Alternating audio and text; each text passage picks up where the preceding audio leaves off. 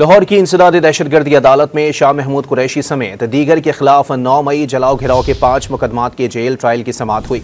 शाह महमूद कुरैशी समेत दीगर के खिलाफ ज़िमनी चालान पेश न करने पर अदालत ने तफ्तीशी अफसर को शो कॉज नोटिस जारी कर दिया। लाहौर की इंसदादी दहशतगर्दी अदालत में शाह महमूद कुरैशी समेत दीगर के खिलाफ 9 मई जलाओ घिराव के 5 मुकदमात के जेल ट्रायल की समाअत हुई।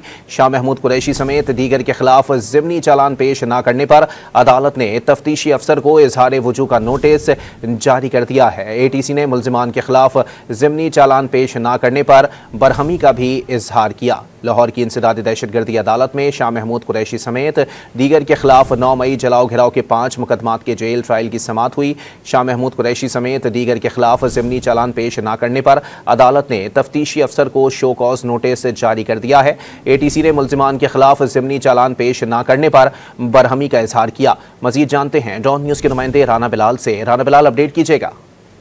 जी, 9 मई जलाओ घिराव के 5 मुकदमात में जेल ट्रायल में समाअत हुई है और इंसदादी दहशतगर्दी की खसूसी अदालत के जज खालिद अरशद ने कोट लखपत जेल में इसकी समाअत की है और अदालत ने शाह महमूद कुरैशी समेत दीगर के खिलाफ ज़िमनी चालान पेश न करने पर पुलिस पर इजहार बरहमी किया है और तफ्तीशी अफसर को शोकाज नोटिस भी जारी कर दिया है। अदालत ने मुकदमात पर मजीद कार्रवाई जो है वो कल तक मुलतवी कर दी है।